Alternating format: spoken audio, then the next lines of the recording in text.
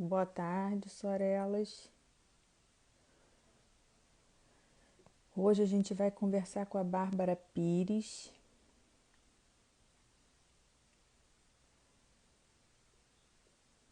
Oi, Mi. Bárbara já entrou, vou convidar.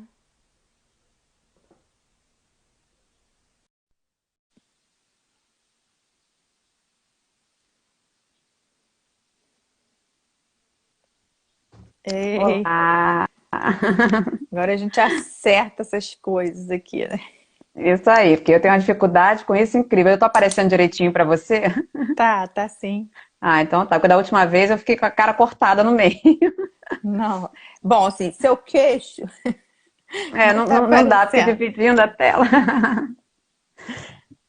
Mas vamos lá. Como é que você tá? Tudo bem? Tudo bem, e você, Simone? Como é que estão as coisas aí? Também. Aqui onde eu me refugio é tranquilo, né? Delícia, né? Eu vejo as fotos, eu fico babando. Paraíso total, né? Não, é um privilégio, porque eu moro num condomínio que eu sou a única moradora, então assim, eu vivo isolamento. Segue a risco o isolamento, né? E como eu não estou tendo que ir ao Rio trabalhar, tá melhor ainda, que eu fico aqui direto, quietinha, né? Ai, que bom. Então, vamos falar sobre a Bárbara, né? Bárbara é minha prima, assim, a gente não pode dizer que é prima perto, mas a gente é primo porque a família tem um conceito De de união muito primo, grande. de primo amplo, né? O negócio bem. A Nossa Bárbara família é grande mesmo. é neta de um irmão da minha avó, né? Exatamente. E eu quero que você comece a falar de você da infância. A infância foi maravilhosa, né? A nossa infância foi maravilhosa. A gente tinha uma liberdade, uma segurança. Eu fui daquela criança que eu brincava na rua com os vizinhos, descia as ladeiras ali em São Francisco de carrinho de rolimã. Eu tenho todos os sinais na minha canela da minha infância, porque tá tudo ali, né? Os tombos de bicicleta, de carrinho de rolimã, né? A gente jogava muito taco na rua Uhum. e a gente tinha aquela convivência com os primos também, que a gente ia lá para Cachoeira de Os Macacu, macacu. a gente ia muito e vai até hoje para Macuco, né, onde tem os nossos primos, onde tem um clube lá enorme, uma fazenda maravilhosa que a gente se reúne ali todo ano. E a gente cresceu com muita liberdade. Eu acho que eu fico com pena dos meus filhos que eles não tiveram a infância e a juventude que nós Que tivemos, nós né? tivemos. É. Eu lembro, eu com 8 anos eu ia com a minha irmã para a escola de ônibus. Minha filha até hoje não anda de ônibus sozinha, e já tem 13 anos, né? Então é complicado a gente vive num mundo hoje muito que nos tolhe muito, né? E você acha que isso tem a ver com o quê? É uma mudança de postura dos pais ou é segurança? Eu acho que Insegurança. é uma questão de insegurança, eu acho. Né? Eu não via a minha mãe com essa preocupação que a gente tem hoje, né? De, ai, chega não sei onde, liga. Chegou, Uhum. né? Porque a gente, eu acho que cresceu desordenadamente, né? Niterói sempre foi uma coisa muito provinciana, você morou aqui, você sabe, né? Era muito comum que a gente tinha um amiguinho na escola, certo de que nossos pais ou estudaram junto, ou tinha alguém conhecido, né? Ah, você é amiguinho, ah, estudei com a mãe dele, ou então, assim, Niterói tinha aquilo de província, né? E cresceu demais. Por É, conta, eu acho que porque o Rio cresceu e aqui é meio que cidade dormitória do Rio, acabou crescendo junto. Só que não cresceu de maneira ordenada, não só Niterói, mas eu acho que várias cidades do várias Brasil, cidades. né? É. Não E é. com isso a gente perdeu muitas coisas que a gente tinha de bom, né? Eu gosto muito, eu sempre fui muito provinciana, confesso. Adoro o interior. Se eu pudesse, eu morava numa cidade interior. Quanto mais interior para mim, mais delícia é, né? E eu acho que eu tenho uma dificuldade um pouquinho de lidar com essa questão de que cresceu demais e a gente perdeu um pouquinho do controle, né? E eu jamais me imaginei ser aquela mãe controladora, mas devido a essa questão da insegurança, a gente acaba sendo, né? Então, não sei se eu sou muito Não, protetora, eu ou se sou são todos igual. assim. Não, eu sou igual e eu acho que assim, não é só a insegurança, mas também os meios que a gente tem de controle hoje, né? Porque na Pois nossa é, época, por mais que os pais ficassem preocupados, a gente não andava com o celular na mão. pois é, é Então lá em verdade. casa a gente tinha que, se foi para São Francisco e resolveu ir para Icaraí, tinha que ir no orelhão, botar ficha, ligar Exatamente. para casa, olha, eu tô indo de tal lugar para tal lugar. Então, assim, o controle era meio que entregar, né? Entregar. E não Exatamente, tinha que tinha. confiar, tinha que confiar. Eles aprenderam a ser assim, porque era o único meio, né? E como hoje a Uhum. gente tem um acesso ao celular, é até ruim, porque, coitada, as crianças às vezes estão distraídas, não ficam mexendo no celular, aí não te respondeu naquele momento, você já fica preocupada. Ai, meu Deus, Fia, aconteceu alguma coisa, né? Eu acho que às vezes o celular veio mais para piorar a nossa neurose do que para aliviar. A verdade foi essa, é né? verdade. Mas você nasceu em Niterói. É niteroense. Niterói. Niteroense mesmo, de raiz. Fala um pouco do seu pai, da sua mãe. Ah, então, meus pais, eles se separaram, eu era muito nova, né? E minha mãe era dona de casa, aquela que vivia para os filhos, e teve que se reinventar pós-divórcio. Minha mãe também, ela sempre foi uma pessoa muito independente, apesar dela, durante o casamento, né, ter aceitado o papel de dona de casa. Assim que se separou, ela não quis ser dependente de pensão para ela, nem nada, tanto que meu pai dava pensão só para mim, para minha irmã. Ela quis correr atrás da independência dela. E naquela época, já tinha um certo preconceito de divórcio, né? Eu lembro que eu era a única pessoa da minha sala que tinha pais separados, depois entrou um coleguinha também, falei, graças a Deus, né?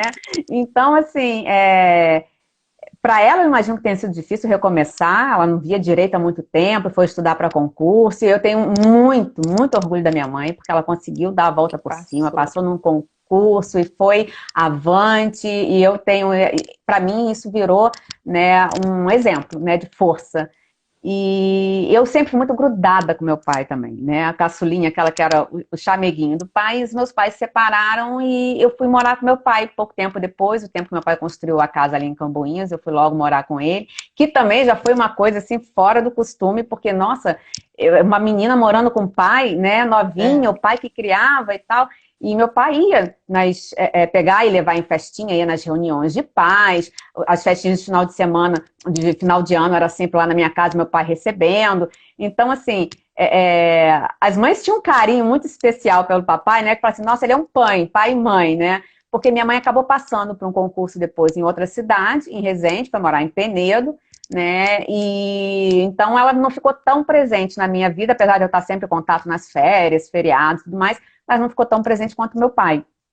Então as pessoas achavam o máximo, né? Que meu pai que ia fazer compra de mercado, meu pai que ia na farmácia comprar mods para mim, meu pai que, sabe, tudo ele cuidou. Então, assim, meu primeiro namorado era com meu pai que eu falava, e foi uma relação maravilhosa. Ele era pediatra, né? Ele Pediatra já faleceu, fantástico. Pediatra dos meus meninos. né? Eu A tenho muito Sofia orgulho não da teve esse profissão. prazer. A minha filha também não conheceu o avô, infelizmente. O Pedro ainda teve, né, esse privilégio de ter tido um super avô. Papai era apaixonado pelo Pedro, mas infelizmente sempre penso, eu tenho certeza que lá do céu ele sabe quem é a Sofia, tá aqui protegendo e tal, mas eu imagino o chamego que não ia ser com a Sofia também, né, com a minha filha. E não conheceu a sua, porque a sua regula mais ou menos com a minha, A né? Sofia tem 13. Quando Sofia É a idade da nasceu, Sofia, seu pai já tinha falecido. Isso. E nasceu aqui em Friburgo, né? Assim, ela nasceu em Niterói, mas eu já morava aqui. E eu tive que ter a estrutura necessária aqui, né? É, Agora eu fui paciente do seu, fui paciente do seu avô. Os, verdade, os meus vovô. filhos do seu pai.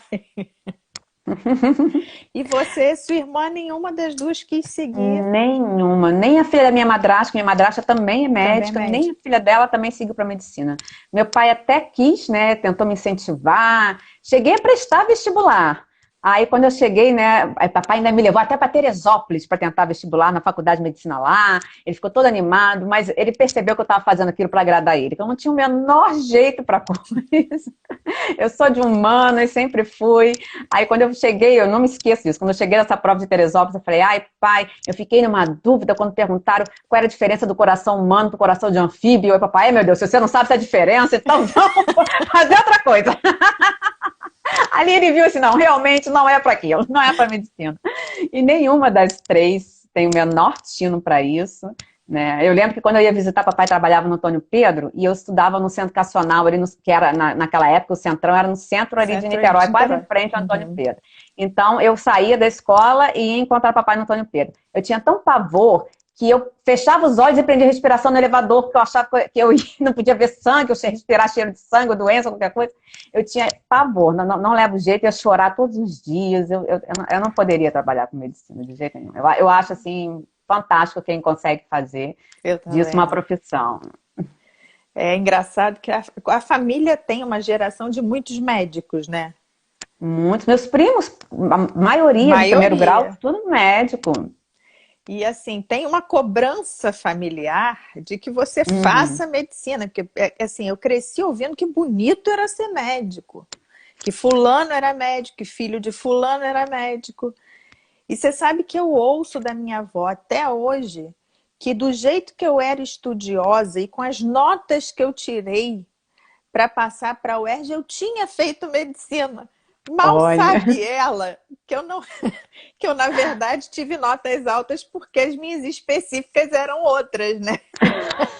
verdade. Se Que fosse biologia, de repente, não teria, a né? pessoa que é de humanas, entendeu? Não tem jeito, exatamente. Mas a gente, já na nossa geração, o pessoal deu uma relaxada nesse negócio, né? Tem menos primos médicos. Exatamente. E a tendência, eu acho que é essa pressão, né? Porque hoje, antigamente você fazia direito, engenharia, Ou né? Ou medicina. medicina. Era o que tinha, né? Era o que era o correto, que dava uma sensação de segurança, né? É. E eu fui meio ovelha negra da família, né? Porque eu fui para outro lado totalmente diferente. Eu comecei fazendo ciências sociais, porque na verdade eu sempre gostei de relações internacionais, mas não Uhum. tinha em Niterói, né? Só tinha em Brasília, não tinha nem no Rio, só tinha em Brasília, na UNB. Então, aqui você fazia comércio exterior, que começou a ter na Estácio, né, ou ciências sociais, que é a mesma coisa que ciências políticas, na UF, que foi o que eu passei, foi a minha primeira graduação. A UF vivia em greve naquela época, eu já estava achando que eu jamais ia me formar na vida.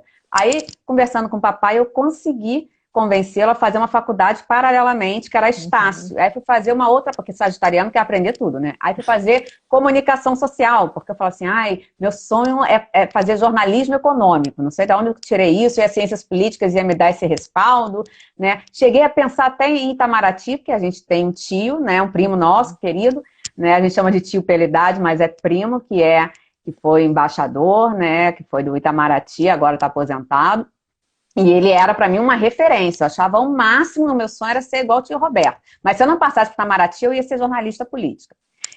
Política não, econômica. E aí cismei com isso na cabeça. Só que no meio desse processo todo, eu engravidei do Pedro, né? Eu fui a primeira mãe solteira da família, né? Eu acho que única, nem sei se teve mais depois de mim.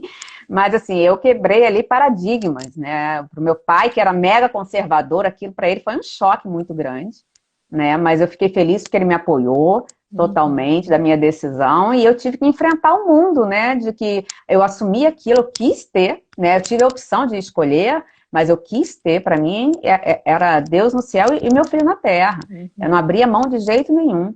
E na época, o meu namorado não queria filhos, ele seguiu a vida dele e eu segui a minha. Então, assim, o pai do Pedro só foi conhecer ele quando ele tinha 3 anos de idade, né? Ah, Então, foi assim, quem olhava de fora achava, né, nossa, que segurança que ela tem, né? Enfrentar o mundo, né, os preconceitos e tudo mais, mas por dentro eu estava me borrando toda, porque eu sentia, às vezes, muitas vezes, o preconceito nos olhos das pessoas, e que né? idade Mas, na você verdade, tinha? eu tinha, quando eu engravidei do Pedro, 20 anos. Nossa. Eu não E sabia, aí, eu não sabia que você tinha sido mãe solteira. fui mãe solteira. A Sofia não, quando a Sofia nasceu eu já era casada, não foi com o pai do Pedro, né? Foi bem depois, aliás, só casei depois que meu pai faleceu. Engraçado, né? Foi pouco tempo depois. Antes eu nem cogitava essa possibilidade, eu ficava muito focada em refazer a minha vida profissional, porque eu acabei trocando a faculdade por um curso politécnico, porque eu tinha pressa em me formar e arrumar um emprego logo. Emprego. E Aham. na época o turismo era o ápice, né? Eu não escolhi o que eu mais gostava, eu escolhi o que mais fácil de conseguir um emprego. Ah, era Uhum. turismo e hotelaria. Aí eu fiz um politécnico em gestão de turismo e hotelaria. E eu sempre fui muito cara de pau, né? Cabeça, assim, de me empenhar. Então, eu comecei, na primeira semana na faculdade, né? Era na Estácio, lá de Copacabana. Eu peguei, eu rodei, fiz um currículo, que não tinha nada no meu currículo, porque a única coisa que eu era ali era mãe, né? Então, eu fiz o meu currículo e saí de hotel em hotel na orla de Copacabana, né? Entregando meu currículo, achando que ia conseguir alguma coisa. Eu sei que um mês depois o Copacabana Palace me chamou e fui entrevistada por uma suíça na época, que era a governanta lá, e ela me chamou para estagiar. E ela foi uma mãe para mim, porque ela me ensinou muita coisa, né? A Hannelore, eu nunca vou me esquecer dela, que é aquele sotaquezinho, né? Dela de a Bárbara, que ela vinha falar comigo. Aprendi muito com ela. Ali eu cresci bastante, né? Logo fui indicada para a área depois de eventos, no Copacabana Palace. Então, assim, foi uma oportunidade maravilhosa. Agora, trabalhava muito, né? Porque hotel você não tem final de semana, você não tem Natal, você não tem Réveillon. Você está sempre lá. E eu tinha uma folga só na semana. E eu estudava à noite. Então, eu fui, assim, um palito naquela época. Porque eu dormia, em média, 3 horas. E todo o tempo que eu tinha para estar com o Pedro era dele. Então, assim, vida social, tudo isso ficou em terceiro plano, né? E assim, eu acho que eu sou muito... Eu me adaptei muito fácil a tudo isso. Não sei se é meu temperamento, né? Sagitariano é uma pessoa muito flexível, né? E eu não vejo isso assim, como todo mundo fala assim, nossa, como você se sacrificou. Para mim não foi um sacrifício. Eu curti cada momento de trabalho, de estudo, dava um jeito sempre, né? Sempre fui muito sociável, então dava um jeito de conseguir dar conta de tudo, inclusive dos amigos, não larguei amizades nem nada, né? Para ficar aquela coisa só de mãe. Eu consegui dar conta de tudo, né? E eu perguntava ao meu filho, né, há pouco tempo, quando ele morava no Brasil ainda, que ele está em Portugal agora. Eu falei, filho, eu fiz falta em um momento, porque eu trabalhava, porque eu estudava. Ele, não, mãe, você foi muito presente, até demais. Eu fiquei até feliz quando veio a minha irmãzinha, que às vezes eu achava que você até me sufocava um pouco. E aí você dividiu a atenção. Aí eu falei, então tá ótimo. Porque a gente fica, por que mãe fica aquela culpa, né? Mãe que trabalha fora, né? Eu digo que mãe é um poço de culpa. Se a culpa passar voando, você pega pra você. Exatamente. Nem é tua, mas tu tá pegando ali, uma pega, culpa. Culpa é o estado natural da mãe, né? Ainda mais da mãe trabalhadora, da mãe que tem que, né? Tem que se virar. E assim, a sensação que eu tenho é que ser pilhada, é 220, né? Isso é natural seu. É meu. E eu tenho as pessoas às vezes me chamam a atenção, eu falei, Bárbara, você tem que aprender a dizer não, porque as pessoas chegam com um projeto. Eu, por exemplo, adoro, né? Sempre gostei muito de voluntariado, desde nova. Quando fiz intercâmbio para os Estados Unidos, em 92, foi o ano do furacão Andrews, né? E eu mal falava inglês direito, já estava eu lá metida, ajudando, né? A coletar doações para o pessoal que ficou desabrigado por conta do furacão, e eu sempre me meti a cara mesmo, sempre fui meio cara de pau, como eu falei, né? Vou, e eu quero, eu vou. E eu hoje posso fazer isso da minha vida, né? Voltando, né, depois que eu tive a Sofia, eu larguei a hotelaria, que eu cheguei na crise dos 30 anos, né? Cheguei na crise dos 30, quem nunca teve uma crise na vida, né? Eu tenho várias. Eu acho que eu tenho uma a cada 10 anos. Eu tenho. Exatamente, é tão bom, né, que a gente dá uma reinventada, a nossa vida ganha outro sentido, né? É muito bom. E aí, nos 30 anos, eu tive uma crise que eu falei assim, não, eu quero fazer relações internacionais, já tenho aqui no Rio, eu quero seguir, né? Não que eu não gostasse da hotelaria, mas eu falava que eu queria ter um emprego normal de segunda a sexta, sabe? Para poder ter final de semana, assim, com as crianças. Eu nunca vou me esquecer, eu tive esse insight um dia que, assim que lançou assim, o celular com foto, né? Teve um final de semana que era a festa junina das crianças aqui na escola, aqui perto de casa, na Aldeia Curumim, e o meu ex-marido que estava arrumando as crianças. Aí ele mandou a foto para mim, eu estava no trabalho, só fui ver depois, que eu não pude conseguir, naquele dia, a folga para poder assistir às crianças, né, a dançar quadrilha. Quando ele me manda a foto do vestido da Sofia ao contrário, o avental estava na bunda e os botãozinhos na frente, porque para ele, homem, né, tem botão na frente. Né? Coisa de pai, a camisa fecha na frente. Frente, né? Então, quando ele mandou aquela foto, eu fiquei desesperada, porque pela hora que eu vi a foto, eles já estavam dançando, né? E a Chuquinha, assim, uma aqui, outra aqui, sabe? A maquiagem, o batom todo borrado, e a menina sorrindo numa alegria só, né? E quando eu olhei aqui, eu falei, ai, que vergonha. Ainda tentei ligar para eles não estavam ouvindo o barulho por conta da música lá na festa junina, né? E liguei para a mãe de um coleguinha do Pedro, aí ela atendeu, ela falou assim, Bárbara, já sei até que você está ligando, calma. Assim que ele chegou na escola, que eu vi o vestido da Sofia, eu corri pro banheiro, botei do lado certo, e ela dançou direitinho. Eu falei, ai, graças a Deus. E quando eu vi a foto, eu fiquei desesperada. Aí eu me senti a pior mãe do mundo. Eu falei, ai, meu Deus. Pegou de novo. De novo aquela culpa, né? Aí eu falei, quer saber? Eu vou fazer o que eu já tinha, né? Que eu queria fazer desde o início, que não passou aquela vontade de fazer relações internacionais, né? E eu falei, eu quero um emprego de segunda a sexta, né? Eu pensando na minha cabeça, assim, quero fazer o que eu gosto.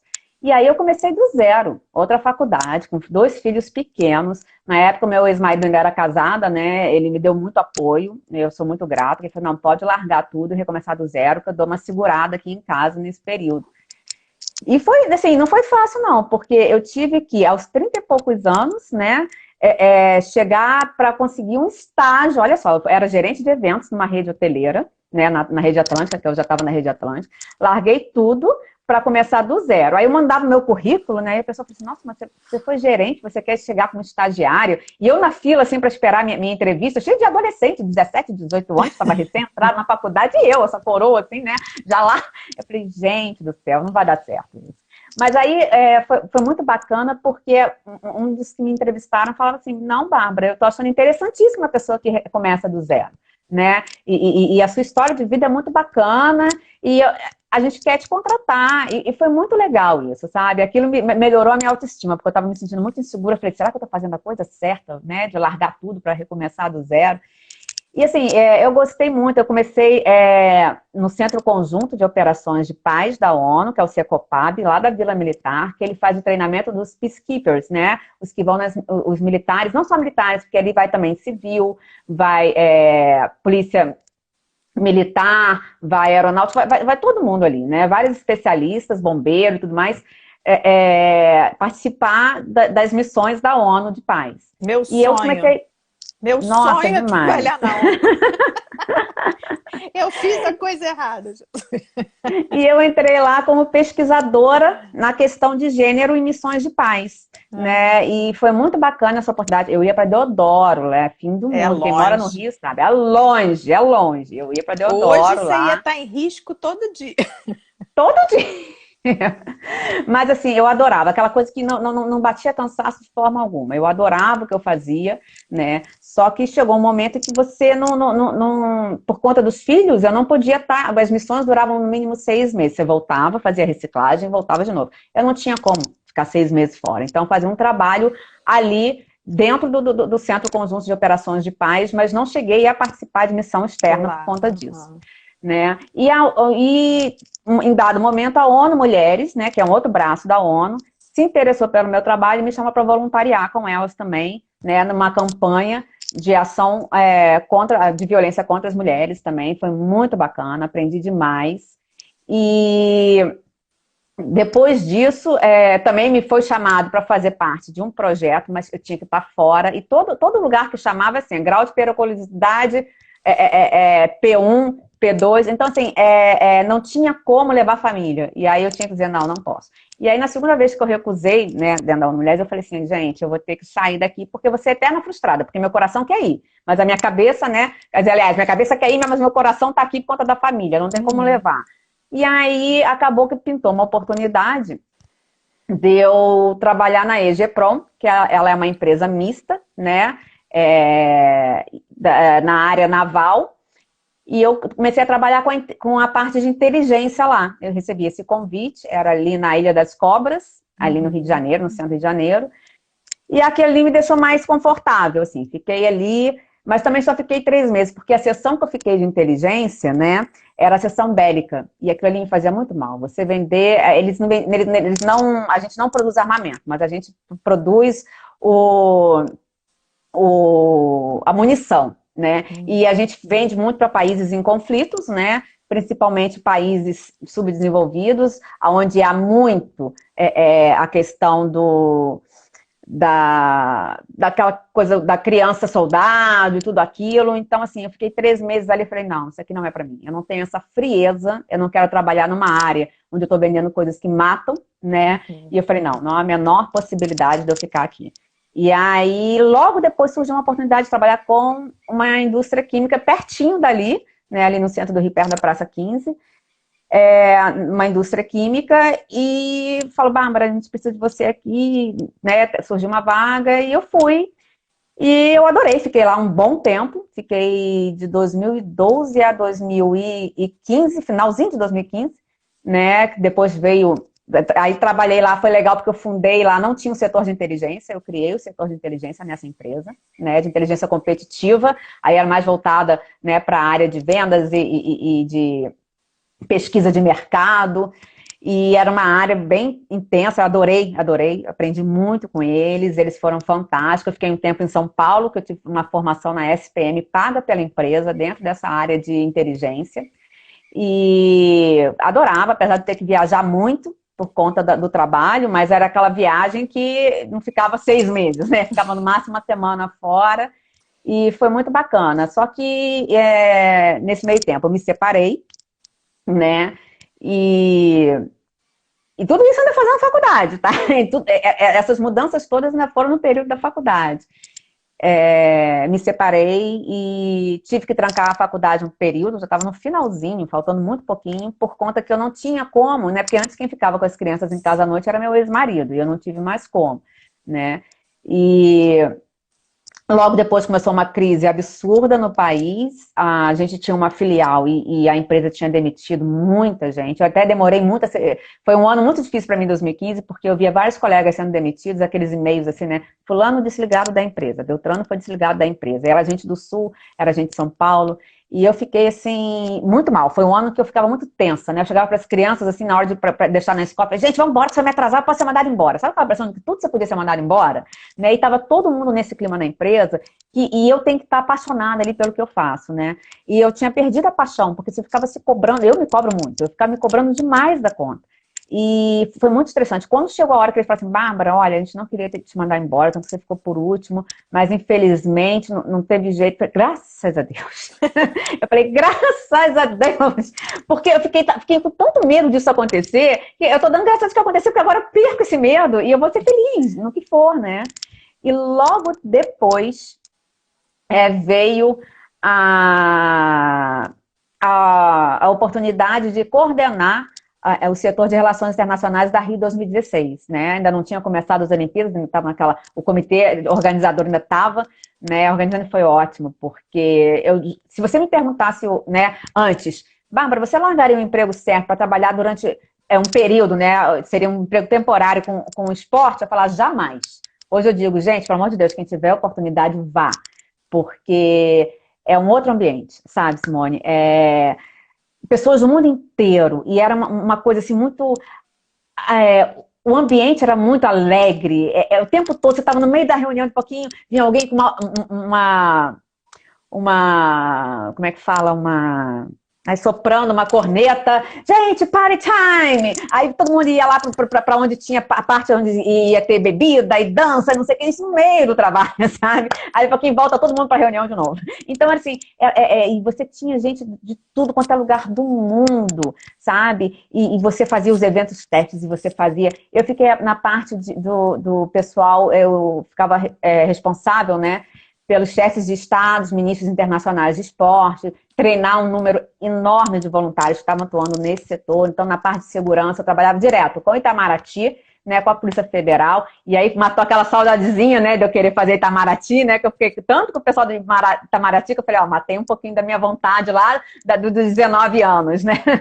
Foi muito bacana, fiz amizades maravilhosas de gente do mundo inteiro. Meus filhos achavam o máximo, né, porque eles ganhavam ingresso para tudo quanto é lugar.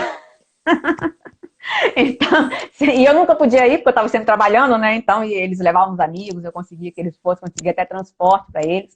E foi um período maravilhoso, porque quando você estava de folga, você estava nos eventos também, né? Porque você ia aproveitar para ir, você ganhava os ingressos, você queria conhecer, tinha as festas, tinha isso, tinha aquilo.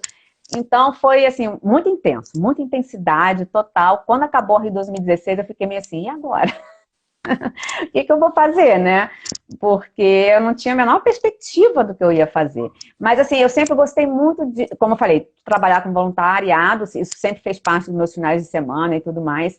E eu aproveitei esse tempo que eu não estava conseguindo emprego ainda, né? Me realocando, porque a Rio 2016 veio para disfarçar a crise de desemprego, né? Porque naquele período, quem não estava trabalhando no comitê, estava trabalhando em alguma terceirizada que estava lucrando com a Rio 2016, né?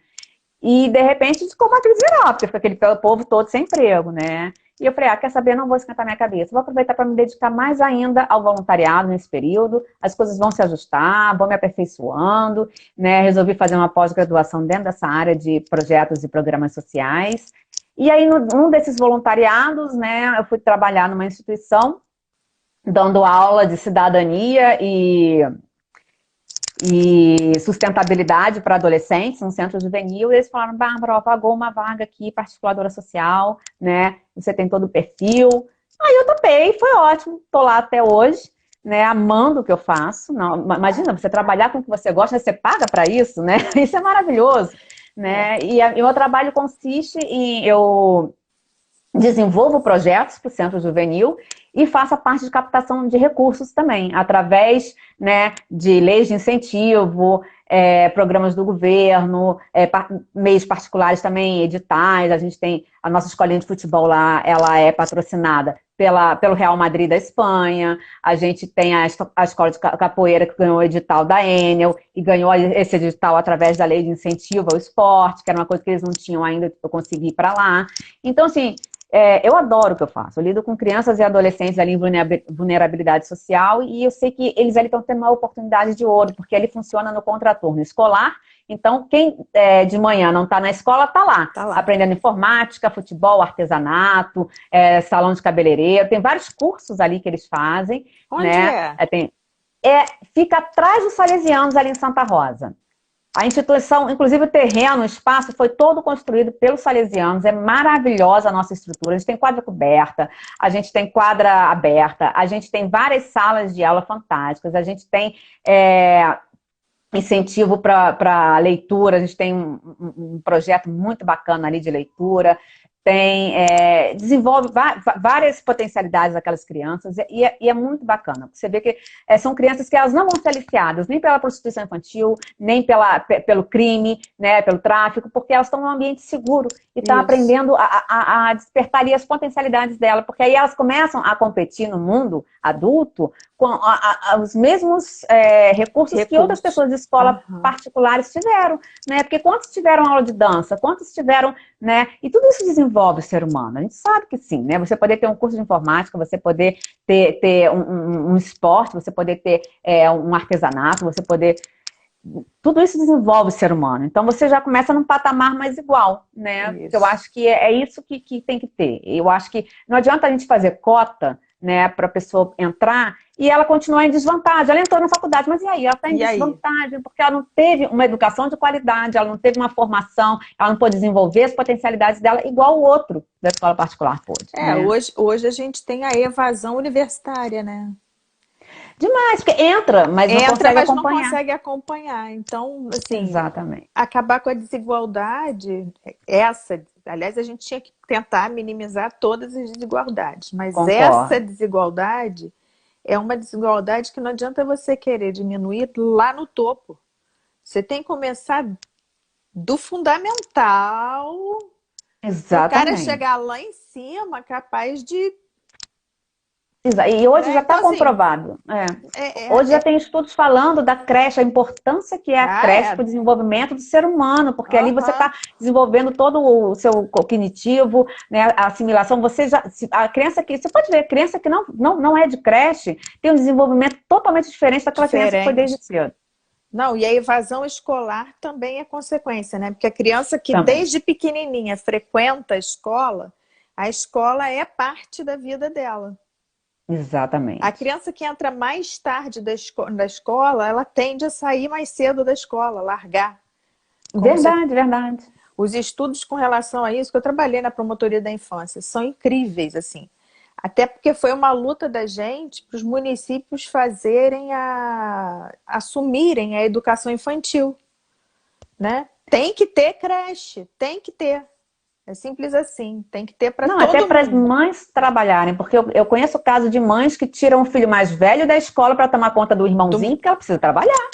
Então, quer dizer, não tá, além do pequenininho não ter a oportunidade da creche, o mais velho está perdendo a oportunidade de estudar também. Porque a mãe tem que botar comida na mesa, não pode largar o pequeno sozinho. E as mulheres são, a grande maioria que eu vejo hoje, donas de casa, provedoras daquela casa, né? Provedoras, Elas são mãe e pai, então assim, não tem como ela ficar em casa, né? Vai esperar o quê? Ficar recebendo só benefício do governo? Não é por aí, né? Tem Não, que criar chances para essas pessoas, né? E estarem no mercado de trabalho. é isso. Mas eu gostei de saber desses estudos aí, hein? Depois eu vou querer, se puder compartilhar comigo. Devem ser Gente, maravilhosos. você gosta disso? Ai, eu Adoro. vou catar, porque eu fui promotora da infância 16, 17 anos, dos Olha, 21. não sabia disso, que você tinha sido Não, promotora da infância. não, é a minha alma, foi minha primeira titularidade em São Gonçalo. Lá fiquei até vir para cá. Aqui fiquei um ano fora da infância, fui para a infância. Depois eu saí para a infância infracional família, as duas coisas. E agora eu estou na execução penal no Rio. A infância tem algo de pesado para mim, assim, eu tenho, né? Mas é o que me move. Eu não vejo a hora de voltar. Eu dou, sabe assim, eu dou um tempo. É. A facilidade da gente dentro do MP é essa, assim, eu posso me remover e posso retornar e posso ir para uma outra da mesma matéria. Então, assim, você vai Mas isso é escolhendo. muito importante, esse tempo. Até mesmo na época da ONU, né? A gente jamais deixava os peacekeepers mais de 6 meses naquele conflito, porque senão a cabeça da gente pira, porque é muita coisa pesada que se vê, né? E você sabe, dentro dessa parte aí, você com criança, você sabe quanta coisa pesada que Não, tem, né? Não é mole, não. na infância tinha dia que eu chegava em casa e eu precisava desabar no chuveiro. Eu ia tomar um banho e chorava copiosamente, porque assim é conviver com a sua impotência o tempo todo. Porque na maioria dos casos você fica impotente e batalhando contra algo que é social, né? É Exatamente. estrutural. Então, assim, como que alguém vai dar uma ordem de força e vai resolver aquilo? Não vai. E aí É. você vai como promotor trabalhar com o município, né? Para exigir as políticas públicas. Faz reunião, te enrolam, faz reunião, te enrolam, faz reunião, te enrolam, te dão desculpa, não tem verba, e você sabe que tem. Tem, pois é, isso dá raiva. Você sabe que tem, o que não tem é boa vontade, porque criança não dá voto. Aquilo vai dando um. E aí eu falo assim: eu preciso respirar. Aí eu saio, dou uma respirada, aí eu volto.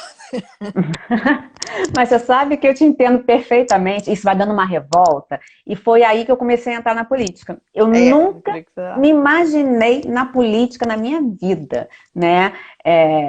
Nunca, nunca mesmo, até porque a gente tem aquela concepção da velha política, né? Corrupta e tal, não sei o quê. Eu falei, não, jamais, nunca fui filiada a partido, nada disso. Mas quando eu comecei a lidar muito com a prefeitura e vendo, assim, o descaso com essas questões, assim, para você ter uma ideia, em Niterói, o Fundo da Criança e Adolescente, que é por onde os projetos sociais, as ONGs recebem a verba de editais, né, Uhum. está até hoje bloqueado pelo O de MP, desde o Friburgo tá. primeiro mandato, por conta de corrupção de agentes da prefeitura, mas desde o primeiro mandato do prefeito. E aí você vai lá na prefeitura, pelo amor de Deus, a gente quer ganhar o edital, mas a gente não pode, porque eles só pagam através do Fundo da Criança. Ah, mas a gente vai resolver isso. Nada, nada, nada. Então, assim, e você vê, assim, projetos excelentes se acabando por falta de verba. E ninguém quer o dinheiro da prefeitura, não. A gente quer o dinheiro do edital da ONU, a gente quer o dinheiro do edital do Itaú, que paga através disso. E a gente não tem essa possibilidade. Então, assim, isso frustra demais. E aí chegou um momento que eu falei, chega, não aguento mais reclamar. Eu vou... Vou passar para o outro lado agora. Mas, olha, de primeiro, eu nem pensei assim, né? Eu fui procurar uma pessoa que estava vindo como candidata a prefeita de Niterói. Eu conhecia da adolescência, depois eu conheci que ela foi minha amiga na adolescência, e quando eu fiz a minha segunda graduação, né, que foi em Relações Internacionais, ela foi minha professora de economia na faculdade, né, que é a Ju Benício. E quando eu vi que ela estava vindo como candidata a prefeita, né, pelo partido, eu não sei se pode falar aqui ou não. Pode. Então, assim, pode. Então, ela vem pelo Partido Novo, e eu já votava no Partido Novo, né? E tal, porque eu achava que era um pouquinho diferente de tudo aquilo que a gente vê por aí. Eu falei, é uma coisa, uma proposta nova, né? Novo, então, até que o contrário, é novo, né? Então, eu estava vendo que, gostando da atuação deles no sentido de honestidade, idoneidade e tudo mais. E aí eu virei e falei assim, vou conversar com a Ju, vou numa reunião do partido que ela vai estar lá, para falar com ela da problemática de Niterói. Porque se ela ganhar, ela de repente vai entender o lado nosso. Porque quem não trabalha nessa área de projeto, quem não trabalha nessa área social, na área da infância, às vezes não entende a problemática que acontece, né? Essas famílias em vulnerabilidade social e tudo mais. E aí fui conversar com ela. E aí eu achei muito legal dentro do partido, porque eles lá têm vários voluntários que não vão ganhar nada com isso, porque para você ter qualquer emprego depois lá, você tem que passar num processo seletivo. Então, não vem com essa que você vai ajudar e que vai ganhar um carro, porque não existe isso no novo. Né? E eu vi muitas pessoas. Primeiro eu cheguei lá, vários colegas de tempo de colégio, gente comum que a gente encontra aí, dentista e não sei o quê. Todo mundo ali que sua a camisa no dia a dia, mas quer uma Niterói melhor, estava ali, voluntariamente para ajudar. Então tinha gente ajudando com dados médicos, pessoal da área médica, pessoal da área de engenharia também, na parte de mobilização urbana. E aí eu comecei a ajudar nessa parte do social. Criamos um grupo de trabalho social, todo voluntário, gratuitamente. A gente, depois do nosso expediente de trabalho, se juntava, levava os dados, via problemática, buscava a solução, procurávamos pessoas especializadas naquilo, buscando uma solução para aquele problema. Então, assim, enquanto outros partidos estavam fazendo aliança política, a gente estava metendo a cara ali, estudando, vendo o que a gente poderia fazer. Então, aquilo já me encantou. Mas até então, eu não tinha me filiado nem nada, só estava ajudando, fazendo meu papel. Em determinado momento, a Juliana virou para mim e falou assim, Bárbara, você não quer vir como participar do processo seletivo para vir como vereadora? Eu falei, não vou passar nisso não tem menor perfil para isso, já vou reprovar, você reprovar na primeira etapa do processo seletivo e tal, eu prefiro ficar nos bastidores. Ela, Bárbara, você tem potencial, não sei o quê. Aí nisso estava o Amoedo junto naquele dia. Aí o Amoedo virou assim, Bárbara, olha só, por que você não gosta de política? Eu falei, porque tem que lidar com esse pessoal. Ele falou assim, Bárbara, o que você faz no seu dia a dia? Você não faz isso? Quando você fecha uma parceria com a empresa, quando você entra numa lei de incentivo, quando você vai na prefeitura tentar um acordo, você não está fazendo política? É isso que você vai fazer, só que você vai fazer em maior escala e podendo ajudar muito mais pessoas. Quando ele falou, podendo ajudar muito mais pessoas, o olhinho brilhou assim. Aí eu falei, será? Aí eu saí daquilo ali, daquela reunião, a primeira coisa que eu fiz foi ligar para meu filho em Portugal. Falei, Pedro, estão fazendo a minha cabeça aqui para eu tentar o processo seletivo. O que você acha? Aí o Pedro falou assim, mãe, eu conheço a Juliana, ela foi minha professora na UF, lá em Petrópolis, quando eu fazia engenharia. Aí eu falei, jura que ela também foi sua professora? Eu falei, mãe, adoro ela, uma pessoa super séria, se ela tá no novo, pode confiar. E tal, e se fosse você vir, assim, te dou maior apoio. Quando meu filho mais velho falou que me dava maior apoio, eu falei, pronto, ninguém vai me tirar isso da cabeça. Porque quem eu mais precisava de apoio era dos meus filhos, né? Então, eu falei com a caçulinha, ela também adorou a ideia. Aí, E aí eu fiz o processo seletivo, mas sinceramente, aí eu me filiei, fiz o processo seletivo e tal, achando que eu não ia passar. Passei na primeira etapa, para mim já foi uma vitória. Eu falei, nossa, já sei que eu não vou passar no restante, mas gostei porque me deu aumentou a minha autoestima, né? Falei, nossa, passei numa coisa difícil dessa, que bom. E fui passando nas outras etapas, nas outras, muita entrevista, muito trabalho, muita coisa. Assim, eles pegam pesado mesmo para saber ali, até tanto da sua idoneidade, investigam a sua vida de cabo a rabo, né? Então, querem saber da sua idoneidade em termos de como pessoa, querem saber da sua capacidade de gestão, se você sabe o que faz um vereador, se você está pronta para lidar com isso, você conhece a Niterói. Então, e isso é muito bacana. Porque é importantíssimo, né? É inadmissível que alguém exerça um cargo público que não conheça, entender nada. Não é porque o cara é bacana, tem, né? o cara é legal. Uhum. Porque o pessoal chama quem puxa voto. Os outros partidos, nenhum partido tem processo seletivo, só o novo. Então, assim, é o dono do bar do pagode tal, né, que vive cheio final de semana, nós vamos chamar o dono daquele bar lá, do boteco do pagode lá, porque ele vai trazer uma porção de voto. O cara não sabe nada de gestão política, não sabe nem o que fazer, não entende nada de políticas públicas, o negócio dele é noitada. Mas vai lá por conta disso. Então, assim, tem muito isso nos outros partidos. Eu acho que é por isso que as coisas não atingem uma melhora, porque fica no mais do mesmo, né? E falta vontade política, e sabe o que eu achei legal do novo, assim? É que tem vários outros que participaram do processo seletivo e que ganharam, que estamos juntos, né? O tempo todo, ao longo do processo seletivo, não tinha competição, um ajudava o outro, porque ele sabia que se aquela pessoa entrasse lá, era uma pessoa séria, então ele estaria me representando de alguma forma, porque ele estaria representando a minha cidade. Então, assim, até hoje, a gente se ajuda mutuamente, a gente não tem essa coisa, cada um sabe a sua área, cada um sabe a bandeira que defende, entendeu? E se, por exemplo, alguém fala, Bárbara, eu tô querendo votar em alguém que seja mais voltado para a área da segurança, a minha rua é assaltada o tempo todo e tal. Cara, eu indico meu colega lá, que é vereador dessa área, que está voltado para essa bandeira de segurança, porque o importante é a pessoa votar em quem ela se identifica, e não votar porque é amigo, porque é vizinho, porque tem que ser com a bandeira ali do que ela quer, e tem que ser assim, né? E a gente tem que parar de pensar que é concorrente, não, é qualquer pessoa que queira bem da cidade, até de outro partido. Eu chamo, às vezes, pessoas de outro partido para projetos que eu estou participando. Poxa, você tem a visão para isso, vamos lá. Aí fica meio assim, tipo assim, pô, mas você é minha concorrente. Ele não pensou na cabeça dele que eu não sou concorrente. Eu vou se ele tiver uma visibilidade, se ele for eleito, ele faz um bom trabalho, eu vou estar sendo beneficiada, minha cidade vai estar sendo beneficiada, meus filhos vão estar sendo beneficiados. Você não deixa de ser cidadã, né? Infelizmente, Não, as pessoas entram na política com ego e com uma vaidade de que a política os serve e não de que exatamente, eles não o contrário. servem, né? Tem uma Exatamente. inversão aí. Eu queria que Você você disse falasse tudo. sobre a cota, essa cota para mulheres, os 30%, que é um negócio que eu, como promotora eleitoral, assim, é uma coisa nova, eu entendo o fundamento, que é incentivar que a mulher ocupe lugar na política, o que eu acho extremamente importante, mas precisou de uma lei que criasse uma cota. E essa Pois é. cota gera um monte de fraudes, né? Sim, Aqui em Gera. A gente tem Friburgo, por visto aí. exemplo, a gente teve uma candidata, esposa de um candidato, que ela não teve voto nenhum, ou seja, a candidatura dela era uma fraude eleitoral. Então, Só assim, para constar ali que tinha tantas mulheres para concorrendo, né? preencher, não, tinha mãe, tinha irmã de É, candidato. E fazia, e ela não tinha propaganda nenhuma, e a cota financeira dela ia para o parente próximo, né? Enfim, imaginando em termos ideais, você acha, o que você acha da mulher entrar para a política? É lugar para a mulher? com A mulher certeza. vai. É isso que eu queria que você Olha, falasse. com certeza. Aliás, a mulher está em qualquer lugar. Ela pode ser caminhoneira, ela pode ser política, ela pode ser piloto, ela pode ser o que for. A mulher já provou que ela é multitarefas e ela faz tudo muito bem feito de salto alto ainda por cima. Isso. Né? Quero ver um homem fazer igual. De TPM, salto alto, Salto alto e cuidando de filho, batom. cuidando de trabalho, batom, e o cabelo sempre arrumadinho. Né? Dentro do possível, que a gente consegue manter.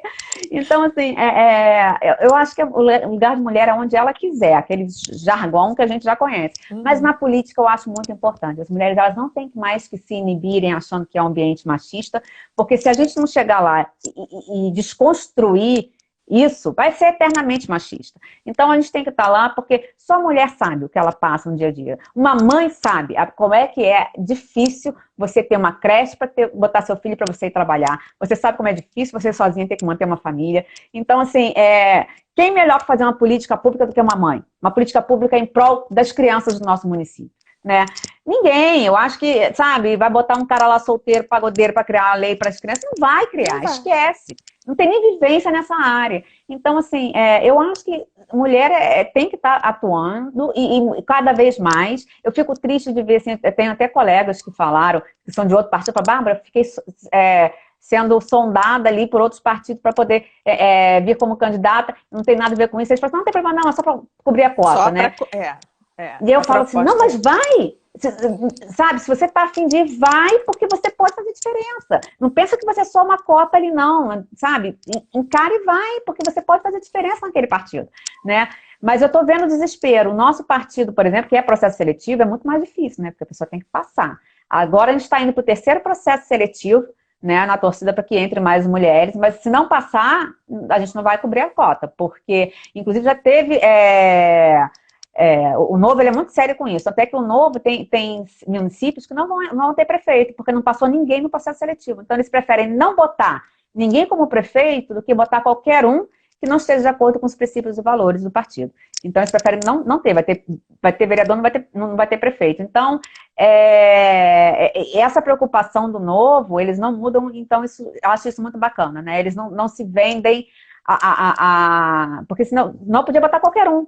Passou mais ou menos no processo seletivo, vamos botar lá porque precisa ter um candidato prefeito em cada município. Não, eles não pensam assim, né? Se não passou, então não vai ter. Então a gente tem aqui no Rio mesmo alguns municípios que não tem ninguém como prefeito.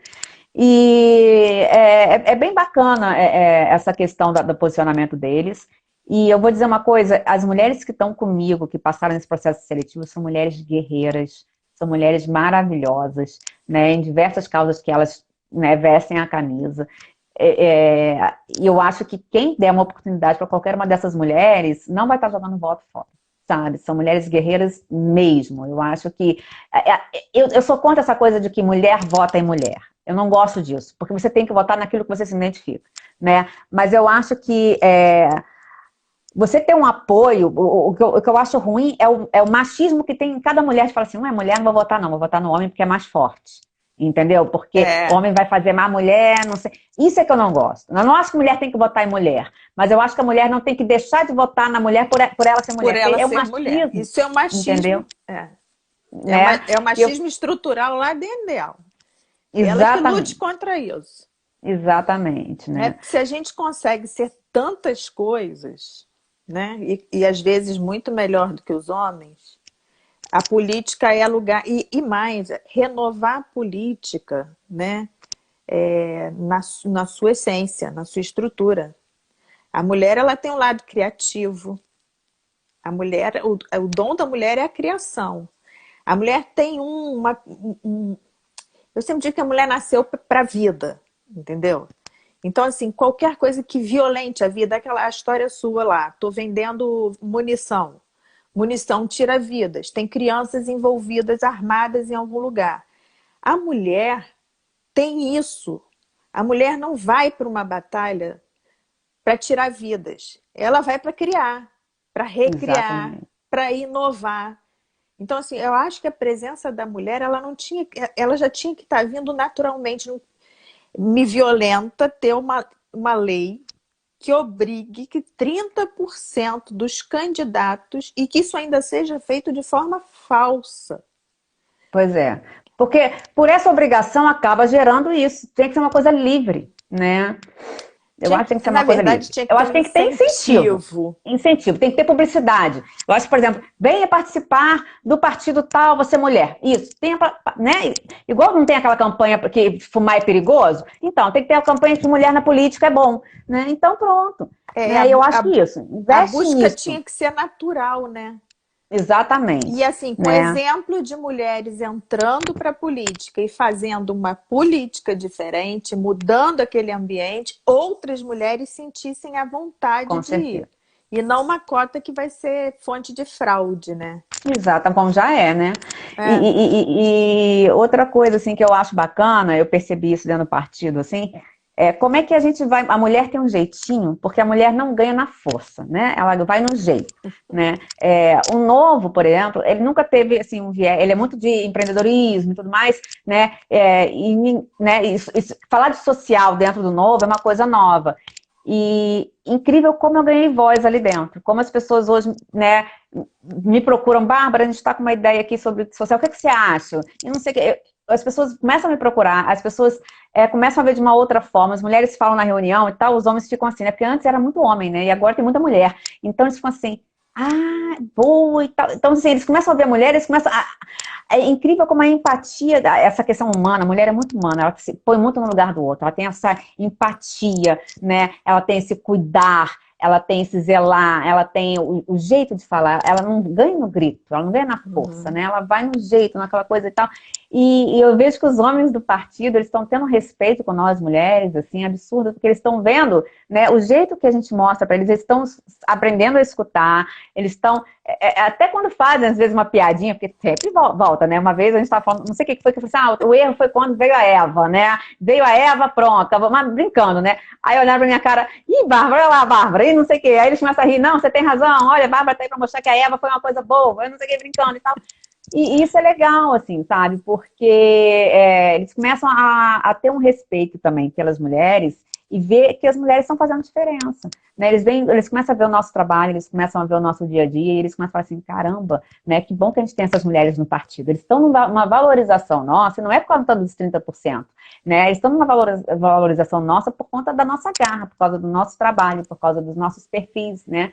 E eles, tipo assim, às vezes eles se atrapalham com o horário, né? Homem, né? E a gente com filho do lado, trabalhando, mas cumpre tudo, tá dando tudo certo ali, né? Então, tem aquela que tá no meio da reunião no Zoom, vou botar meu filho pra dormir, mas tá aqui, ó, tirei do vídeo, mas tô ouvindo, tá botando a criança pra dormir, terminando o jantar do marido. E é isso, gente, a gente dá conta de tudo. Então, eu acho que eles estão vendo aí as mulheres guerreiras, eu acho que a tendência no Novo é aumentar de 30%, de repente, para 50%. Tomara. Porque eles estão vendo que está fazendo uma diferença muito grande em termos de crescimento do partido. Eu acho que o olhar, a mulher tem um olhar para tudo diferente. E se ela está Verdade. presente em ambientes masculinos, ela leva esse olhar para esse ambiente e desperta neles, né, coisas que eles. Porque é um mundo diferente, é um pensamento diferente. Você vê, o novo, eu tenho muita afeição pelo novo, né? Não vou dizer que. Não, eu sempre repito, não tenho político de estimação, não tenho Também partido não de tem. estimação. Então, assim, Uhum. até porque a profissão me obriga a não ter. Mas, assim, tudo que eu vejo do ideal do partido é uma coisa bacana. Mas eu vejo que tem um viés muito, assim, que eu não sei se o Brasil pode abraçar inteiro, que é o liberalismo. Eu acho que tem que ter uma transição, assim. A gente não pode Isso sair. eu falo sempre. A gente Porque não essa pode questão de sair do ser paternalismo. liberdade com responsabilidade, o brasileiro ainda não está pronto para isso. O Né? Porque a gente não Estado tem essa cultura. paternalista não tem. Isso Não tem. tem. Essa cultura a gente ainda tem que ir aprendendo, e isso vai melhorar com uma base de educação melhor. Isso é gradual. Mas eles têm plena noção, apesar deles terem isso, eles têm noção. Tem que cuidar do social. Porque não adianta você pensar assim, a gente quer que o país cresça. Como é que o país cresce num país onde não tem educação que preste? Onde as Exatamente. pessoas não têm qualificação para melhorar. Então, assim, não adianta, as coisas têm que andar em conjunto, né? O que já está pronto para o crescimento, para o empreendedorismo, que vá. Agora, o social que está aqui, que ninguém nunca investiu, não pode ficar esquecido. Exatamente. Né? E assim, tem que ter programas, porque o que aconteceu? Né, com esse negócio do Bolsa Família, o Bolsa Família não tirou ninguém da miséria. Por quê? Porque ele não capacita ninguém. Tirou Né? da fome. Ele tirou da fome, mas Tirou não da da miséria. fome. Ele não está capacitando ninguém, a pessoa continua, né, a mesma coisa, não mudou nada, não impactou positivamente a vida dela em nada, ela segue a mesma coisa, só recebendo aquela. Na verdade, ela criou uma dependência daquela pessoa com o coisa. E se tivesse melhorado, você ia ver que tinha menos gente dependente do Bolsa Família, porque qualquer programa social, você vê que ele é eficaz quando tem menos pessoas dependendo dele. E não como está acontecendo, que está crescendo exponencialmente os dependentes do Bolsa Família. Então, o Bolsa Família é uma compra de votos institucionalizada. Exatamente. Serviu como moeda de voto, isso. Um benefício não condicionado, porque qual é a única condição? Você ter um filho matriculado numa escola? E aí você tem uma produção de filhos matriculados em escolas que não garante a eles qualquer tipo de perspectiva de futuro. E eu sempre dizia, na infância eu tinha muito contato com mães, né? Eu recebo Bolsa Família. Eu falei assim, olha só, o Bolsa Família acaba no dia que seu filho sair da escola. Ele não é eterno. A senhora precisa se colocar na sociedade, a senhora precisa ter autonomia. Então, eu acho assim, todo benefício social ele tinha que ser temporário. É isso que eu ia falar agora. E condicionado a alguma coisa. Então, assim... Tinha que ter um projeto paralelo assim. Você vai...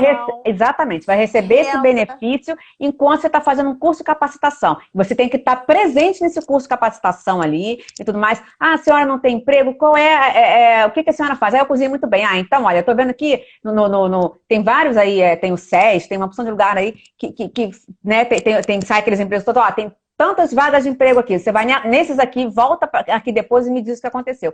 E vai estar condicionado a isso. Todo auxílio, ele tem que ser emergencial. Tem que ter o início para começar, meio e fim. Acabou. Mas, paralelamente a isso, tem que ter um programa para que aquela pessoa, quando acabar aquele período do auxílio, ela já esteja totalmente independente e guiada e levada para o mercado de trabalho. Né?